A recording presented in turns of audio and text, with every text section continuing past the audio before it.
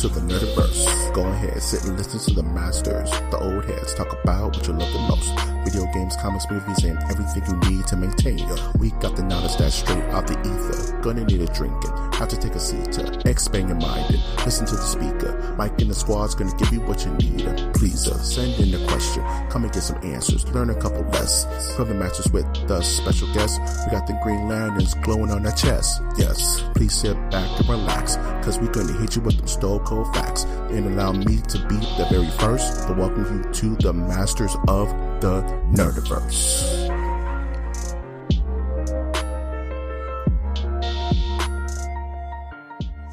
Welcome to the Masters of the Nerdiverse podcast, where we always have such sights to show you. This zombie treasure of a podcast can be found on iTunes, Stitcher, Spreaker, SoundCloud, YouTube, iHeartRadio, Google Play, and Spotify. I'm, of course, your host, Mike G. And with me, as always, is the also host, the skipper to my Gilligan, Winter Trash Monk the Third. What was that, man? I don't know, man. Was like some kind of Norwal mating call or something, man? Monker. Yeah, monkey. Okay. Monker. What's up, everybody? This is Trash Monk the Third. Trash Monk, Trash Monk, I. That's him. I'm coming at you in the bunker. Roommate's not here. I got the door open, and I got a breeze going. Oh, no. Boxes or briefs, my man. They call me the breeze. You know who sings that song? I don't know why it sounds like Season of the Witch. No, it's Leonard Skinner. I'm sorry, I don't subscribe to the Leonard Skinner information stuff. Not after the words he spoke. Yeah. Hope Neil Young will remember. Southern man don't need him around anyhow. Why don't you need him around anyhow? I don't know. See? In Birmingham, they love the governor. Why do they love the governor? Boo, blue. Would you think like Leonard Skinner would buy you a Blizzard if you saw him at a Dairy Queen? Oh, yeah. You? Winter Trash Monk the Thizard? Oh, yeah. Because I love all your music. Damn. You're just like, won't look at you. You're the one good one here. Wow. That's probably how it would go down, too. You know, you guys aren't all that bad. Thank you, Mr. Skinner. And thank you for this $1 Blizzard. I'm Rochester. Now that's a deep cut for even me to say, so I have to explain what I meant by I'm Rochester. Rochester is a character from the Jack Benny show in the 1930s. He was the black butler for this character. Wowzers, man. Yeah, that's probably our deepest pull yet, dude. Mm-hmm. You're going back to the, unless I just do a Nosferatu pull, but I don't have the energy. This has been Deep Cuts with Winter. You hear that? We're stepping it up. Winter has been practicing every day. Turn it up. I messed up that part. I was about to get it. Yeah. What you been doing with your week, bro, besides being a guitarist? Learning that rip. It was crispy, dog. I've been watching a few shows. I'm on the third to last season of West Wing. I'm on the season now where Aaron Sorkin left for... Oh, you can't see what my hands. I was doing a cocaine reference. Reasons. He left for reasons. I don't know if it was cocaine. I think it was... I was thinking it was the drink. It was the old booze, dog. I don't know. I love Aaron Sorkin. I like his writing. Well, you know, that liquid courage, you know. They say drinking is synonymous with being a writer, so, you know, balances out. There's only certain people that say that, and it's the people that who are drinking. Yeah. It's the alcoholics. Dude. Like, certain drugs make you a better musician, says the musician doing the certain drugs. Yeah, I swear drug Stephen King is way better than clean Stephen King. Have you seen Monkey Shine? Wait, not Monkey Shine. That's not Stephen King. It's Maximum Overdrive. It's the famous Overdrive. one. Yes, where he was just gone. That movie is because he directed that, didn't he? I think so. Man, Maximum Overdrive. Only reason Maximum Overdrive is cool is because the giant truck has a Green Goblin face, which is a Spider-Man villain. That's the only reason I like the movie as a kid. Maximum Overdrive the one where there's like wrestling semi-truck drivers? arm wrestling semi truck. I think so. Yeah, it's a Yeah. siege movie where all like the technology kind of starts going crazy and killing people, Yeah, and there's like on screen I'm like thinking kid of a murder. different movie. That's the one where the baseball team gets like devoured by like a lawnmower or something crazy like that. Yeah. And Yarly Smith from Simpsons fame is in that movie. The voice of Lisa Simpson. It's one of her first roles, I think. She was super young. She was like a teenager, I think, in Maximum Overdrive. That movie rules. Okay, what's your favorite underrated Stephen King film? What would you say? Oh, None of the big ones, but the ones that people don't remember, like the underrated ones, or the Would ones you that say people may not like. would you say The Stand is a big one? That is a. You talk about the TV Yeah. movie. Yeah. Now people don't remember it. I think people kind of remember the Stand TV series. Randall Flagg. Randall Flagg rules, by the way. Actually, Okay. that's a badass name. I remember that movie just because we had a copy recorded on a VHS back when people would record Yeah. movies. And I just remember like there was a whole section of the movie that I didn't even realize was a part of it because the tape was like Nice. cut out. So See. when I got the DVD version, I'm like, wait a minute, are these like deleted scenes? These deleted scenes? Is this the extended cut? And then my mom made me always do like MOON. That spells moon. Wow. See? Stephen King enlightening. That's a podcast right there. Top 10 Stephen King movies. And then cut to that actor in Oz playing like a racist cop. Yeah. Yikes. So have the mighty have fallen, dude. Just to shoot out minds, it's a tie between Night Flyer and Graveyard Shift are my favorite Stephen King adaptations. Or 1408. What's 1408 is Stephen King? Yeah, 1408 is a short story of his. Yeah, I love 1408 with John Cusack and Sam Jackson. I think that's my favorite because I love how that. I'm tired of these 1/4 on these 08s. That's an evil effing room. Yeah, that movie's super cool. Yo, yeah. What else you do, man? I'm trying to think of other Stephen King movies. I watched Golden Years. Golden Years. Isn't that's one, right, where the guy has green eyes?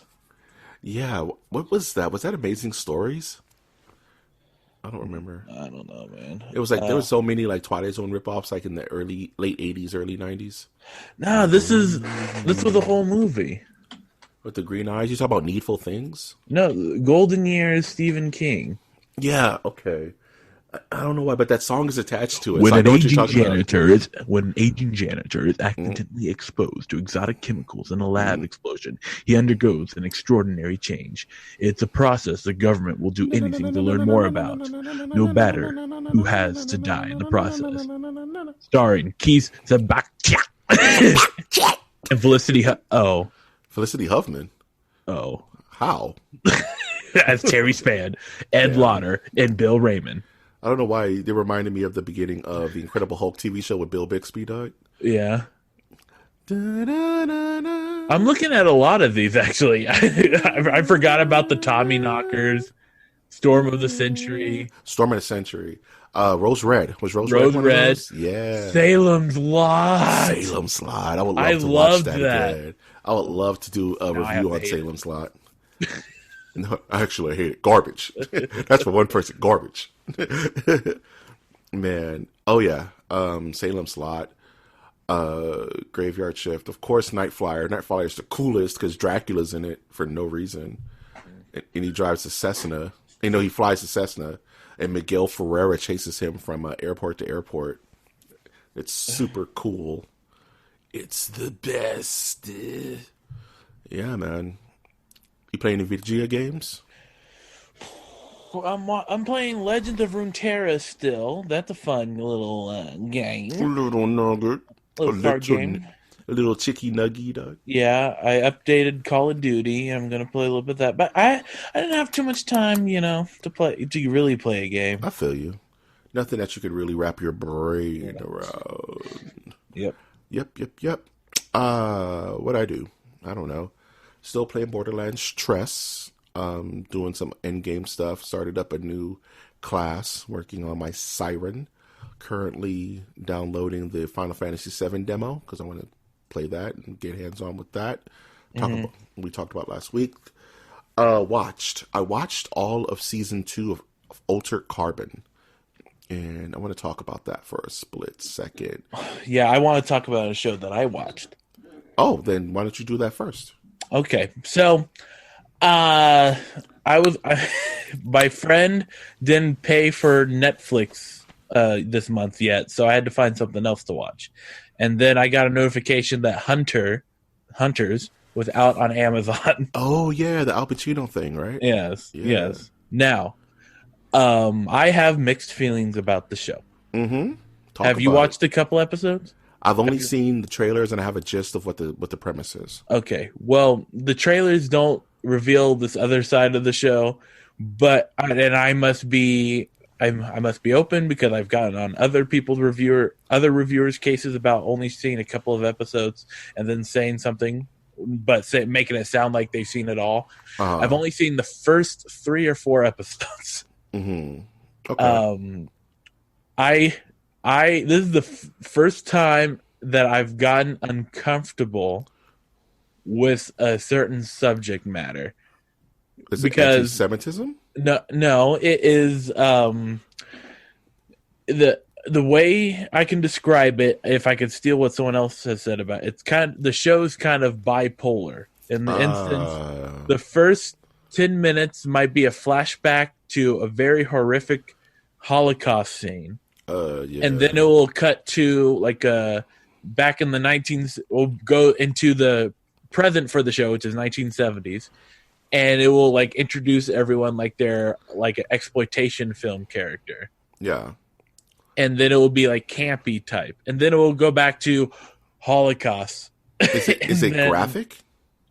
Not as graphic as you would think. No. Okay. But there's a lot of. I mean, you're watching Holocaust stuff. And then it's going like, well, we're going to get these Nazis. That type of thing. It's giving you 2 different tastes. It's putting salt like, in your sugar, right? Right. It's like if it's trying to mix the like feelings that you would get from watching The Pianist or The Book Thief and putting in Inglourious Bastards. Oh, yeah. You can't. It's like it doesn't mix well. And there is some like while watching, I was going, they're not using actual Holocaust stories; they're making up their own, and then that opens up a whole new can of worms of like historical accuracy. Or not just like historical accuracy is one thing, that's correct, but it's also kind of like what gives you the right of artistic license.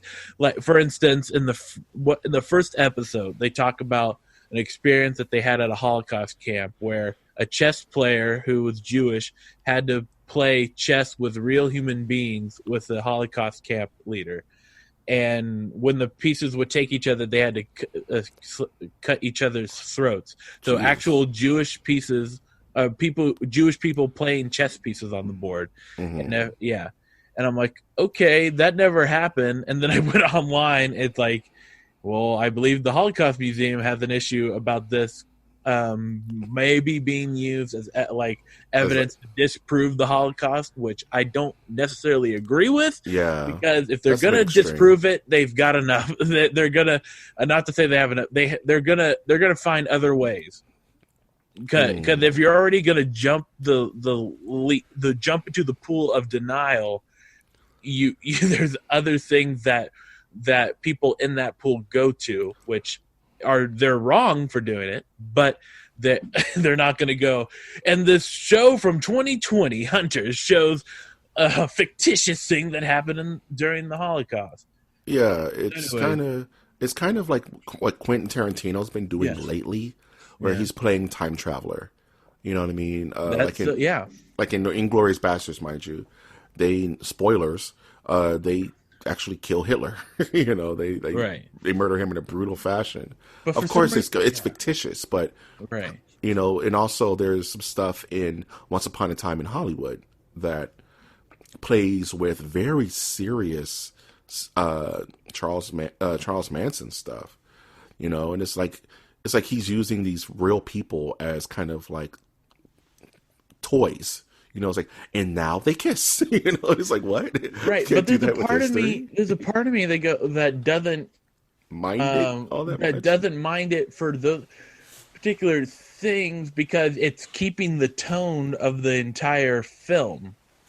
It's not hopping around of going this or you know what I mean? But then it's bipolar though, right? Like you can't go from kick-ass action to like you can't go from Schindler's List to Commando. And then expect not to be jarred, But when you're watching Quentin Tarantino movies, it's not. I don't see it as bipolar. I'm just saying you're watching the creation of Tarantino. Nah, because he's a brilliant madman when it comes to that. It usually works just fine, But then, so if Quentin Tarantino attached his name to this show, maybe that would have changed my mind. But for now, there's weird. Right, like there's a scene that I paused at where these kids in the 70s are smoking pot and then they start dancing like night fever. Yeah. And then they're all having a good time and then he sees like in his mind his grandmother who was a Holocaust survivor in the often in the docks type thing. Like I don't Did you ever watch Umbrella Academy? Yes. Remember the character Klaus that was the spirit talker? Who then we found out could freaking time travel for some reason. Like he was ridiculously powerful, and he ended up time traveling back to like the Vietnam War. Yes. And lived a whole life. Like he survived the war and found a lover and all that crazy stuff, and then he just got souped right back to the present time like nothing happened. Like that kind of makes me think like that, like going back to these actual historical events and saying this character was there, and then making things up, it's nothing historically accurate, and then they pull it back. Where if it tells an interesting story, so be it. But I think there needs to be a daft hand when it comes to going back in time, because if you think about it, daft hand, all of it's kind of all those old stories of war stories, like Saving Private Ryan is based off of historical events, right? Right, but I don't know. It just seems weird because even with Saving Private Ryan and like movie and again Inglourious Bastards, I don't get uncomfortable, but it's just this one. There's just several moments of like that guy just made like a dick joke, and like 30 seconds before there was like a Holocaust talk. Yeah, a Holocaust situation that made you uncomfortable and sad, and then the premise is so good, and I'm still watching it because it's just like it's interesting to me, but it could just be like I'm early episodes. Remember, man. Like I didn't like The Boys when it first started. Like The Boys' first 3 episodes, I was not a fan of. I thought it was raunchy and it was try hard, but it balanced out. Yeah, The Boys are back in town after. The Boys are back in town. Actually, they just wrapped season 2, so I'm very excited for that. So I'll people have been asking me like, hey, have you watched Hunters? And I'm just like, nah, I just wrapped up Altered Carbon. So I do plan on checking out a couple episodes of Hunters so I can have some kind of opinion next week. So that's definitely on the docket for me. Yeah, did you have any other thoughts on that, Winner, before I talk about... No, I'm done. Tell me about Altered Carbon. So you watched the first season, right? Yes. Yes, so the first season I really liked because it played with certain themes of man versus, the human body versus the human soul, you know what I mean? Lifetime spanning generations and hundreds of years, had kind of a cool crime noir kind of Blade Runner kind of vibe to it. Sexuality and nudity not used for exploitive purposes. And that bums you out? No, and it was cool. It was actually cool because there was parts and scenes where you stop seeing it for like, ooh, it's a naked person, right? Right. You start seeing it as the body is just meat after a while, like as a means to an end.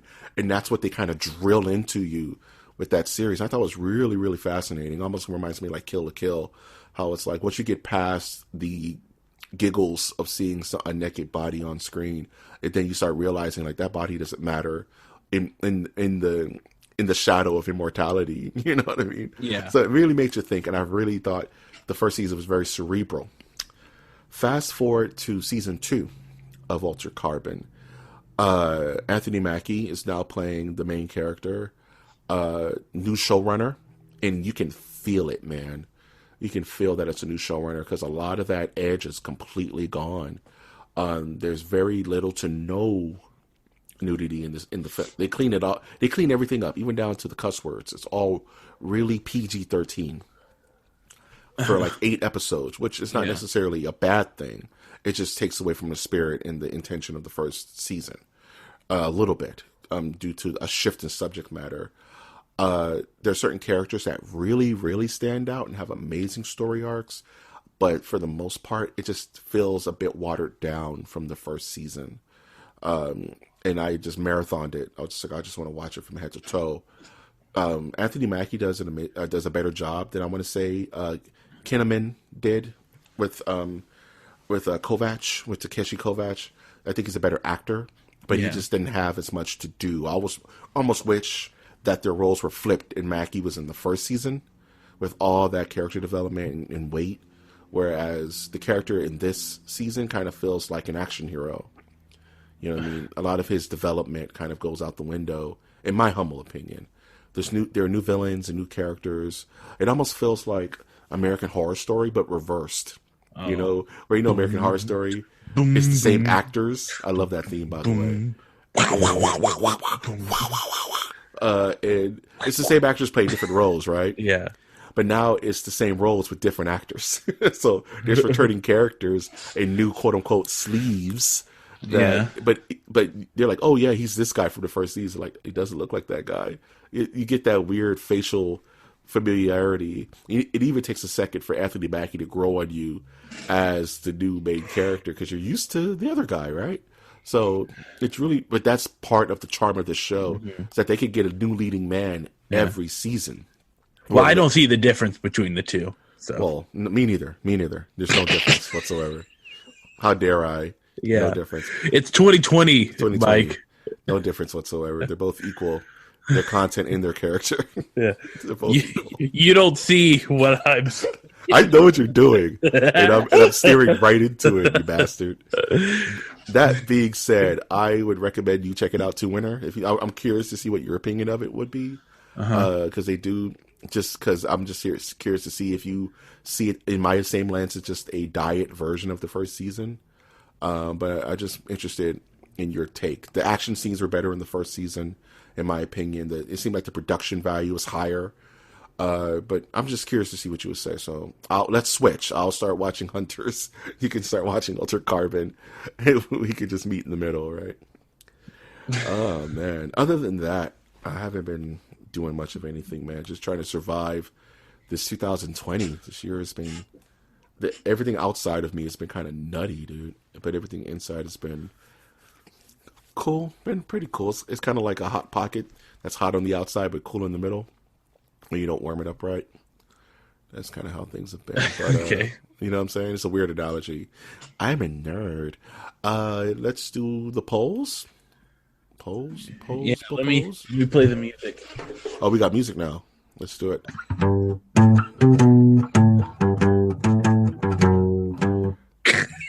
That was about a octave too high, but I still love you and respect you. I didn't practice. That's okay. Neither did I. This poll is not for Winter. This poll does not belong to Winter Trash Month III. Because I simply asked the Nerdiverse who's the best Saiyan in Dragon Ball. Because I was watching Dragon Ball this weekend. I was watching the Brawly movie. Because I like torturing myself. And I thought about I just was curious to see who the Nerdiverse would pick as their favorite Saiyan.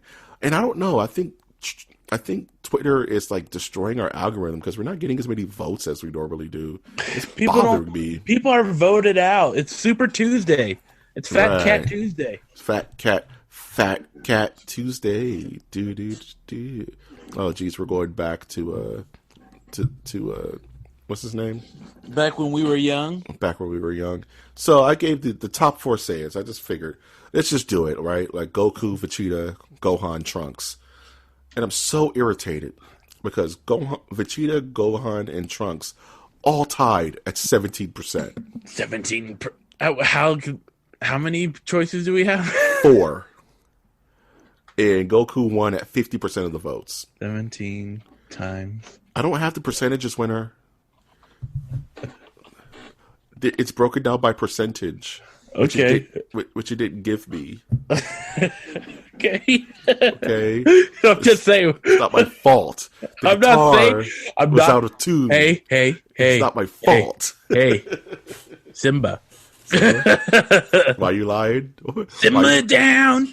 Don't broke your top. Now simmer down. Why you lying? Why you Mufasa? Okay. Fair enough. Fair enough. Dude. You know all right, so let's go to the news. You know what time it is? It's 5:30. You know what time it is? What time is it? It's the time for the news.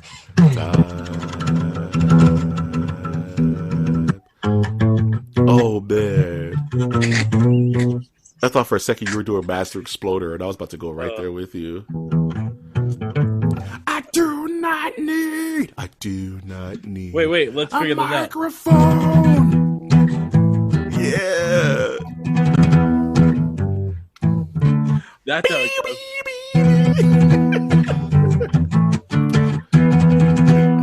Here we go. I do not.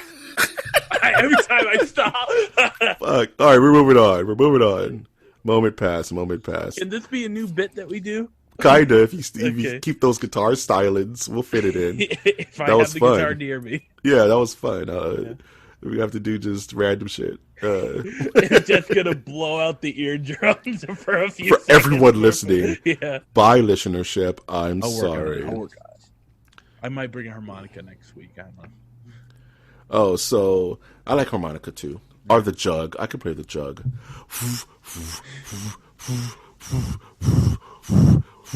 It's a coffee cup I have. the cup. I could play the cup. So you want to hear something weird, Winter? Yeah. Want to hear something weird? Remember we've talked to her blue in the face about how horrible Konami is and how they screwed over Hideki Kojima to the point where he had to leave the company in shame and start his own thing, Kojima Productions. Yeah. And we thought that they would never, the two shall never meet again, and stricken from every book and tablet and all that fun stuff. Stricken from the record. You are stricken. So, Hideki Kamiya put out the weirdest tweet, which is a hint that he may be working on this. He may come back to work on the Silent Hill game with Konami. What? Okay, here's the tweet. So, there's a picture of one of his production managers working on some information, and he says, "Sorry to be silent, everyone. I've been really busy lately. I think I can say more about soon what we're going to ... And everyone's like, what is this? Like, is this some kind of weird... And there's like a lot of weird things in the shot, like shots of pyramids and weird stuff like in the image of the picture. It is like, is Kojima hinting that he may go back to do Silent Hills? Do we want that? like at this point, I don't know if I do. I don't know. I don't know. It's the weirdest thing. Do you have any dog in this fight, Winner, by any chance? No, I don't. For a hill that's silent, it's not that silent. What's the deal with Silent Hill? What's the deal? They're not silent, they speak. It shouldn't be called Speaking Hills. Order of best Silent Hill games, go. I haven't played any of them. Just name one game and I'll consider it complete. Silent Hill 4, The Room? Blasphemy. Whatever, man. You were instantly wrong, Doug. How did you do this? How did you master the skill of wrong? Do you want to play a game where every time you change your character's hair color, you have to pay for it? No. So you're playing... Let's say you're playing Rocket Mike, League. I want to move away from this conversation. Yeah, we're moving away. We're moving away, man. I got brisket in the oven. You and your brisket can hold your biscuits bars. So Dead or Alive 6, which you call Def Jam Records with that. Man, I'll get signed, bro. I'll be known Signed at the 5150. Hey, there's a thin line between brilliance and madness, my man. There's a thin Are you the line Joker? Get out of here. between mad and smart. Dead or Alive 6. Apparently that's the game where all the downloadable content comes to like $2,000 or something stupid like that. They're not tired of outdoing themselves, and now are charging people money each time they want to change the hair of their fighting game character. Is this the best or worst of microtransactions? Winner, your thoughts? Well,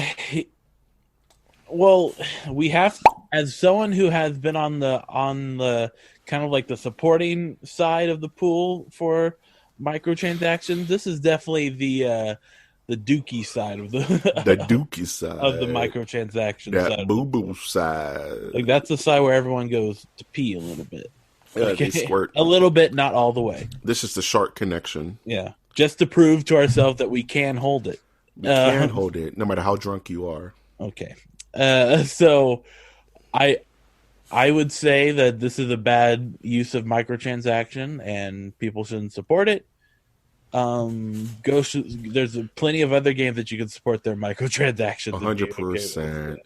Sorry, guys. Dead or Alive 6 is actually a legit fighting game, but the way these guys are approaching it is, like Winter said, the Dukes. They cannot support. One game I may be able to support, and I'm curious to see your opinions on this, Winter, is Riot. Riot Games are putting out a new shooter named Valorant. Yeah. Looks kind of interesting. Yeah, there's something going on with Riot where in the last 5 or 6 months they've been releasing games. Right. Where it used to be just League of Legends, and then it went Team Fight Tactics, which is like a game within the League of Legends. Then there's Legends of Runeterra, which is in the universe. And it looks like this next shooter is going to be another game to take us through, and it's not titled League of Legends, to take us to the summer 2020.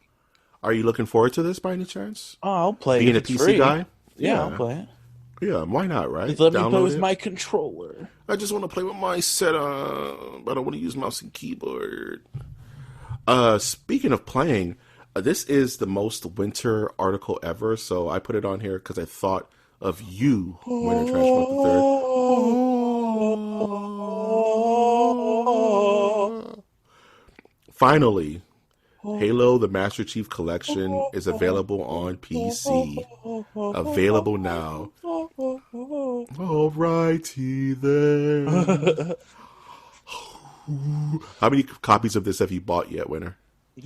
None. Like 6 copies yet? I haven't played Halo in a while. Dude, there was a point where you would not shut up about the Master Chief Collection. You're like, why is it not out yet? I played it It's for out now.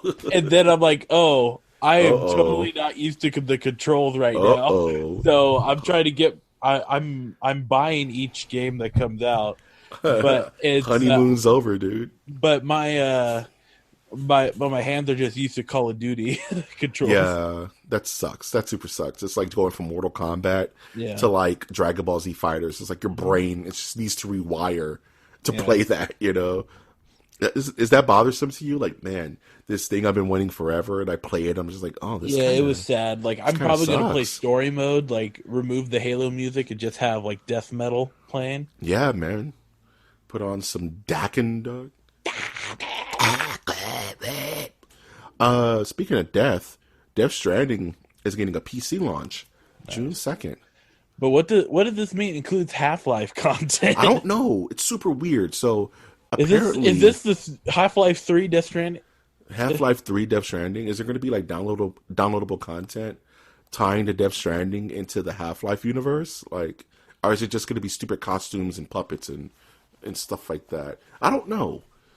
It's very curious. I wonder, because, Steam doesn't have to do, Gearbox, what is it, Valve? Valve doesn't have to really do anything, which is why we haven't gotten a Half-Life 3 yet. They don't have to spend money on that anymore because they're making like hand over fist with Steam. So them loaning out the Half-Life kind of property to people is kind of interesting to me. You know what I mean? If they're not going to do it now. Well, me being a nerd celebrity in Los Angeles, the cops are always looking for me to ask me questions like, "Dude, how is your hair so radical?" And I have to answer it. Speaking of things that are radical, apparently some dinosaur DNA was found remarkably preserved in 75 million year old fossil. Are you ready for Jurassic Park? First, I want to see the sheep dinosaur that they make out of it. First, they're going to try to clone a sheep off of this, or like try to use we can clone a sheep dinosaur, sheeposaur. We're finally going to get Carnosaur, fried chicken dinosaurs, boys. Let's go. Live action dinosaur. The dinosaurs. The dinosaur. Roseanne Barr. She is a dinosaur. Okay. She literally lives right by my job, and I just see her walking the streets sometimes. It's so weird. she shambles like a zombie. I'm like, is that Roseanne? Why are you walking? Mrs. Barr! Mrs. Barr! Mrs. Barr! Do you want a soda? She's like, yes. That's your Roseanne voice? That's my best Roseanne. Okay. So, super cool news. For some reason, Marvel Comics is throwing Ultraman into that Marvel universe. I have no idea why. It's American wrestling, pro wrestling tactics. It's so stupid. Why is Ultraman in the Marvel universe now? Makes no sense. He couldn't survive as his own franchise, so now he needs to join in. He had to leave his home planet. Needed him. Americans are not ready for Japanese. They're not ready for it. First, the thing is one Ultraman rules. Ultraman was real cool as a kid. So I love his design. He's such a clean tokusatsu kind of Sentai design. And this is a character that's just like Godzilla sized. So it's not like he's going to team up with the Avengers or anything. So I'm like, where is he going to fit, dude? It's so dumb. I love it. There are other things we could talk about. The biggest explosion in the universe was detected. I was going to make a fart joke. Yeah. No. Tony Stark's dad is Mephisto. It's super stupid. I don't want to talk about it. Okay. Did you ever read Y the Last Man, Winter? No. It's a really good book, actually. It's a really good graphic novel. Yeah, I would probably read it. I've heard of it before. I know it's got a monkey in it, so I'm ready. Yeah, the monkey's name is Ampersand, and he rules. Okay.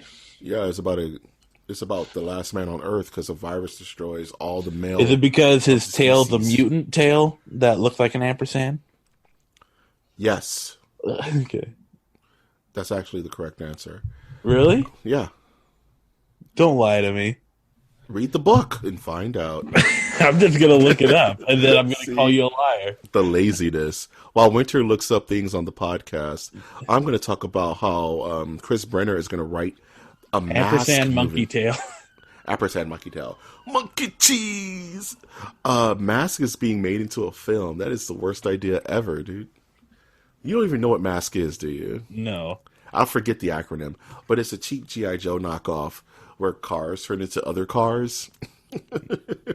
His tail's not an ampersand. Who says? I'm looking at pictures of him. That's artist illustrations. You have to look at the actual interior art of the graphic novel, my man. I'm looking at it. It just curves once. That's curved into an ampersand.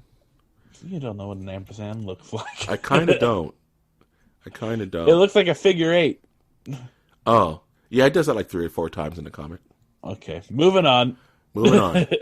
Day of the Dead is getting its own series on Sci-Fi, 10 episodes. Does the American public still care about zombies? Sure. Do you still care about zombies, Winter? If it's Day of the Dead, yeah, George R. Romero, man. But Romero's not doing it, my man. Well, get one of his sons, John Romero, or his sons are accountants, and they don't care about the art, man. Well, get a fan. Like, if I can finish Robert Jordan's Wheel of Time without Robert Jordan actually finishing it, writing it, then I can enjoy Day of the Dead. Enjoy Day of the Dead in the comfort of your own home. Just don't make it like the first thing a zombie said, like, "I love you." No, what was that one zombie romance movie? Dead Warm Bodies. Warm Bodies, bruh. Ugh. Yeah, let's hurry up with the Star Wars news. Guess what? We're going to talk about this for a second. So there's been a lot of stupid stuff coming out about Rise of the Skywalker, the novelization, that's saying dumb stuff. It's just dumb. Apparently, Emperor Palpatine in the film was just a clone and not the original Emperor Palpatine that fell down the energy shaft at the end of Return. And it's like... Why not? It's like... Why not? It's like... Why not? Oh, poor Kay. Why not just include that in the movie? Yeah, that's an interesting question. I bet they ran out of time. I haven't seen Rise of the Skywalker yet, but I know everything about it. Just through osmosis. And I don't care to watch it. Like, it should have been something added in the last one, The Last Jedi. We could talk about how The Last Jedi just kind of royally screwed over the course. No, we don't. Everyone's talked about it already. That's what I'm saying. It's something that we've talked about till we're blue in the face. Yeah, man. But we're not that type of newscast. We're not that type of newscast. That being said, this is dumb. And you know how we decided to do the news? How did we decide to do the news? We just did it. You know what? Insane. We just do it. That's episode. Oh, you probably just did. You were probably quoted right. It's episode 1 of Newsroom. Okay. Finn. You know what? Actually, Finn. What are you looking forward to, Winter? Yeehaw. You gonna watch some Yeehaw? No, I'm looking forward to a weekend of relaxing. Thursday, I'm getting some work done on my car. Gonna put $400 in it, and having a good old time. Yeah, I gotta do some car stuff myself, my man. Looking forward to getting a fresh haircut. Looking forward to dinner because I am starving. And starving like Marvin. I want to see The Invisible Man. I heard that's super good. With the Lee Winnell remake. You don't want to say it too loud because what will happen is like, well, we're doing the Universal Monsters universe again. Yeah, that's the scary thing, right? You can't have anything. You have one thing that's good, and then some studio exec. This is the birth of the Universal Dark Universe all over again. And that's the last thing Lee Winnell wanted to do, man. It's like, no, man. Let me make my movie. Just let me make my movie. Oh, that's the next thing you know, it's going to be like Frankenstein, but with the I is going to be like a 1. And the E is going to be like a 3. Is going to be like an AI Frankenstein. I just gave someone an idea. Damn it. This is what happens when I talk. Do you have any last thoughts before we close this bad boy out? Yeah, check me out on Trash Monk the Third on all your favorite social media apps. And I am writing, I am doing stuff, I am alive and well in the great USA. Back to you. Born in the USA. Absolutely. So if you like this good old podcast music / infograms, definitely support us on Patreon. That's Patreon.com/MOTN. Don't hit it, winner. Toss the coin to your masters, oh valley of plenty, oh valley of plenty, oh. I'm surprised you didn't break out the guitar, dog. Rock the vote. Rock the vote. It's been 1 week. Or not say vagina, Chinese chicken. don't get me started on that. But if you want to support us non-monetarily, you can always like our content, subscribe to our channels, and comment on our episodes. Good, bad, even sad, all forms of feedback is needed. We want to know how we're doing, ladies and gentlemen. And if this is your first time listening to the podcast, I would like to say hello and to welcome you to the Nerdiverse. I've, of course, been your host, Mike G. And I've been your host, Trash Monk the Third Winter. And we will always ask you to take that one step beyond.